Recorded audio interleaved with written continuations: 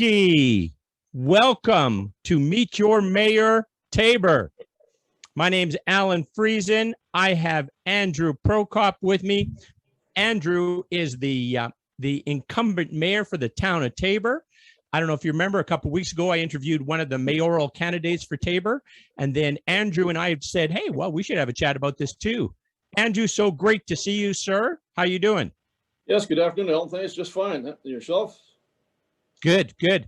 I was thinking the other day, probably the last time I saw you live and in person was for the February in 2019 Fish and Game Banquet, their annual general meeting and banquet. I bet you that's the last time I saw you in person. That sounds about right. I believe that's the last time they had one, actually. I know for sure it is. Yes, exactly. So, Andrew, how long you been the mayor of Tabor? Yes, sir. Actually, it's for myself. I've actually been on council for 8 years, coming up 8 years now. I was first elected as a councilor in 2013. And in the latter part of 2017, our mayor at the time left us unexpectedly. So at the time, I was also the deputy mayor in the deputy mayor role. And as a result, we were short one person. So had the option of either calling an election for a mayor for a short term or appointing an interim mayor, which is what we ended up doing. Bottom line is council asked if I was willing to stay in that position as a deputy mayor and or in an interim role as mayor for that 6-month period roughly.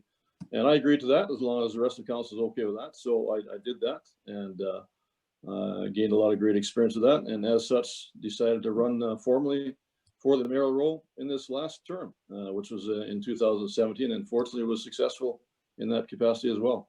Cool. So you know how much work is involved in the whole mayor role. Is that how much of a time commitment is that for you, Andrew? Ooh, boy, exact hours a week you're suggesting? Yeah. It can vary, Alan, but it's certainly not a part-time responsibility at all. It's far from a part-time responsibility. There's a lot more to that. And, there's weeks that are 40, 50 hours easy, I'm sure. And that's also including some of the weekend requirements. Most recent, just as an example, I had 5 different invites to weekend appearances and or responsibilities. So that's high for a weekend, but it's both Saturday and Sunday. But it's not uncommon for 1 or 2 any given weekend for whatever's going on. And many evening requirements also, as well as the regular general mayoral duties on a daily basis. So there's a lot of man hours attached to that. There's no doubt. Yeah, you betcha. And prior, you had quite a long law enforcement career prior to your municipal politics, correct? Yes, sir. That's accurate. Actually, I first came out to Tabor, moved to Tabor in 1983 for the job with the Tabor Police Service. I believe we've had that conversation in the past, somewhat, Alan. But so I spent 24 years with the Tabor Police Service here locally, and retired some time back, and did a variety of things since, and or got into the municipal politics. Always liked municipal politics, and took an interest there. But as a town employee, any town employee actually does not qualify to be an elected official. So that was part of the criteria that we didn't have any choice. If you're going to work for the town of Tabor, you did not actually qualify to be a candidate in any capacity. Really? Is that like just a town of Tabor thing, or is that a common type theme that if you're an employee of the municipality, you can't run for council or mayor? Well, I believe that is everywhere. I think it's Municipal Government Act. I'd have to check that to be 100% sure, but for sure here, that's exactly what's required. I mean, it makes sense. I just never heard of it or never thought of it before, but it makes sense, right? That would be that relationship would not serve well to transparency. I'm sure it's Alberta wide there. It's and or kind of the provincial requirements elsewhere. So I would just have to check that 100%, but I'm sure it's a provincial mandate actually. So, Andrew, you got enough energy for another 4-year term? Do you have some big goals you want to do in Tabor? I absolutely have enough energy for another term. You bet. You know what? We're one continuous process and continue to progress. Alan, I've been very fortunate to be part of 2 very proactive councils the last 2 terms, and I hope to have a very proactive for a 3rd council in my capacity So absolutely, it's a matter of looking at what's best for our community as a whole. And it's exciting with everything going on and what we've accomplished thus far and what hope to accomplish in the future. Yeah. What do you see right now as the biggest challenge that mayor and council really have to kind of put more care and attention to? Well, it's like anything else. You're always having to look after your Tabor and area residents as best you can. That is the responsibility of any municipal council. So I believe anybody getting into council or municipal government rather has that same goal to try to make their community better in whatever capacity. Some have different ideas on how to get there, but I don't think I've met anybody yet that had any illegitimate intentions as far as just looking to make things better for their whole community. Mm-hmm. Cool. Tabor, a growing place. Things are happening there. Pretty exciting place to be around, eh? Sure, absolutely. I can point out some highlights if that's good for you. Why not? Sure. Just right now, probably one of the biggest showcase attractions we have here in Tabor is our Trout Pond location. That's actually a 6-year project in the making. It's still ongoing, a work in progress. And that occurred 6 years ago originally, where we developed an original old trout pond that was sort of, I guess, neglected for lack of better terminology. It just hadn't been dealt with for probably 25 years. And we were looking to enhance the area recreationally. And I guess that's kind of what prompted that. So for me, with my 3 main focuses are deal with economic growth and recreation opportunities and enhancement, as well as priority projects and priority spending, along with fiscal responsibility always. So this fit the mold as far as what we did way back then, 6 years back, and we basically just completed phase 3 of what is including 5 phases all told. So what we have out there, I should take you out there, Alan, sometime for a little tour there if you haven't seen it yet. But we have I have not seen it. I would love to do a little tour with you. Yeah. Well, you're more than welcome to come out anytime, Alan, and we'll certainly tour you around. But that trout pond is, it's got lots of activity going on. It's a fully stocked trout pond with roughly 12,000 trout now in there. Alberta Conservation in Alberta has stocked that pond for us, and I believe it's 4 times now in the last 3 years they've stocked that. And the fish started out anywhere from 8 ounces to a pound variety, and now they're up to 4 to 5 pounds.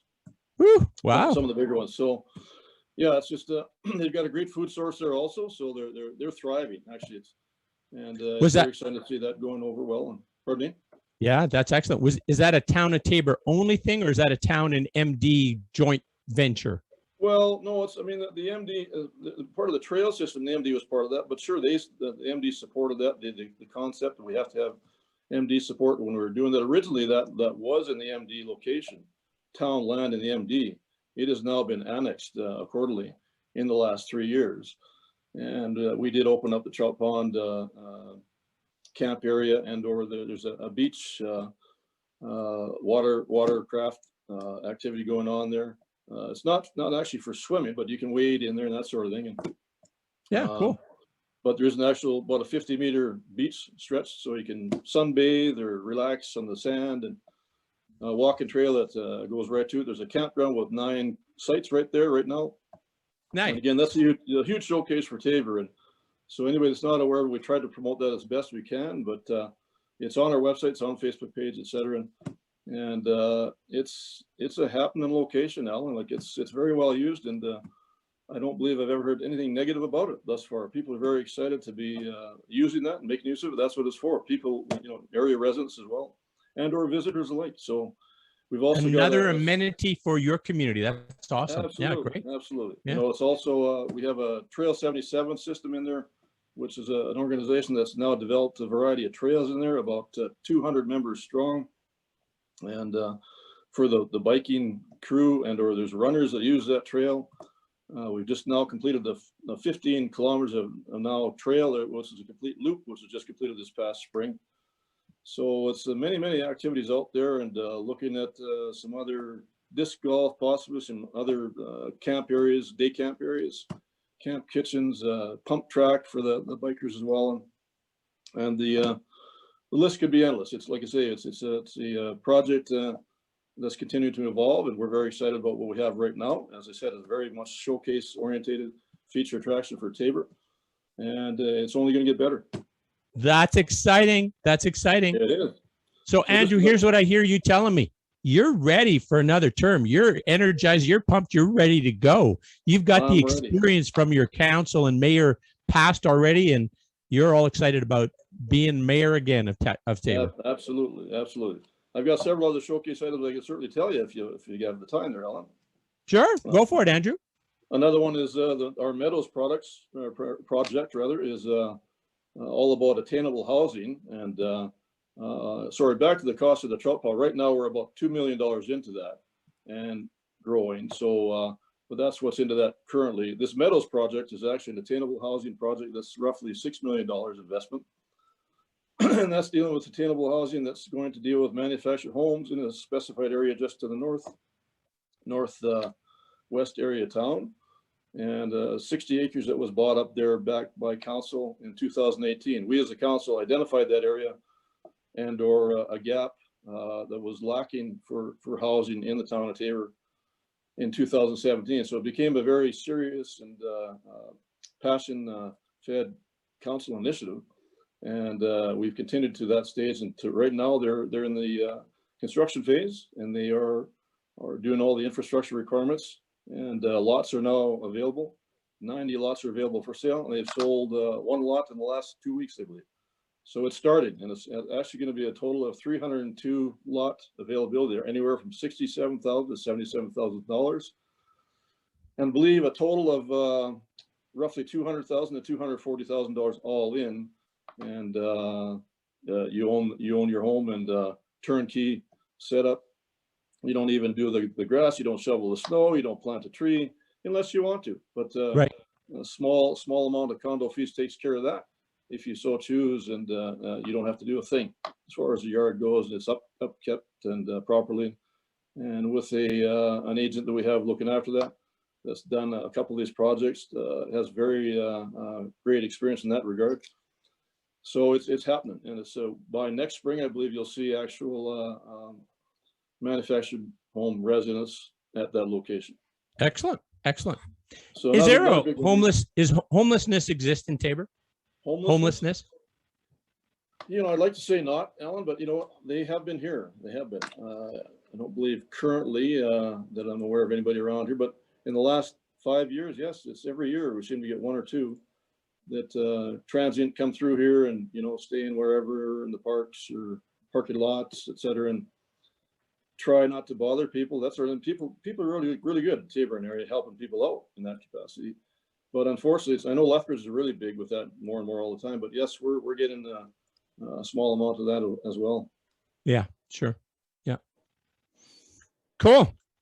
So a few other highlights, if you like, I can talk about a wetlands project that was approved last year, and that's a $7 million project that's dealing with stormwater, and also turns into a recreational area when they've done something like Canmore, if you've been in that area, the boardwalk, etc. So good for nature lovers, bird watchers, etc.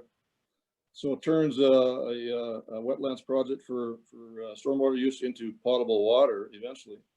Woo. And also a recreational area. So right. Another win-win scenario, right? Right, So and also providing the protection for heavy rainfall situations, right? That's part that it's managing as well. Nice. Absolutely, we met the criteria that was spelled out to us by our Tabor Irrigation District some time back, and that fits that mold 100%. So I guess another couple of highlights are paving is always a big concern, big question. We've just now done our complete Civic Center parking lot to the tune of $1 million, and that's just been completed. And every year, our odd years, like 2021, for example, is $150,000 earmarked for paving replacement, paving repair, and on even year numbers, it's $400,000. So we are addressing that on a regular basis. Well, that's always a topic of concern by most individuals that from one time or another, and myself included. see it. It's also very dependent on what kind of winters we have here, right? So Sure. we're at the mercy of Mother Nature in that regard, a lot of different times, and not a lot we can do about that as far as what's going to occur with the frost heaving, etc. Yeah. So what wasn't the problem last year may be a problem next year. Yeah. Kind of thing. So yeah, there's a lot of things going on, Alan. We're very excited, and I guess I got to touch on some more areas that this is very exciting with the business ventures. We've averaged over the last 4 years 45 new businesses a year, and even through the pandemic year 2020, we averaged 41 businesses. New businesses set up. Some are home business, but it's still business nonetheless. Yeah. And not any less important than any other business. So it's You a bet. benefit for the community. And we have our entrepreneurs that way and willing to take those chances and that risk. And I was quite impressed to see that our numbers were just 10% below our average in a pandemic year. Yeah, So that's great news. That shows a lot of optimism. Absolutely. Just to show you a little bit of other optimism is related to business permits, building permits rather. In 2018, construction value $10,500,000, 2019 $6 million, 2020 $6 million, 2021 $15 million. So it goes to show you just what's happening here, and things are moving along, and we are thriving in a lot of areas, Alan. Awesome. Andrew, that's very optimistic. That's pretty exciting stuff. And thanks for sharing some time with us and telling us about where that you're prepared and ready to be mayor again and excited to be leading at the town of Tabor. If I could just close out, Alan, just by making a couple of comments, if that's okay. Sure, Just go for it. For myself, Alan, I think you know already, but I'm definitely all about community, community spirit, community involvement, community enhancement, dealing with the betterment of our community. And the bottom line, Alan, our team Tabor is building a better community for tomorrow. Beautiful. Keep yourself well, sir. Good luck with your mayor run, and keep yourself well. Thank you, sir. Thank you, Alan. Look forward to meeting you back on the range someday. Come out and visit our range. We've got a great range just 5 miles away. I'm going to do that. I'm going to get the tour. Okay. Okay. Thanks, Alan. Thanks, Andrew. Bye now.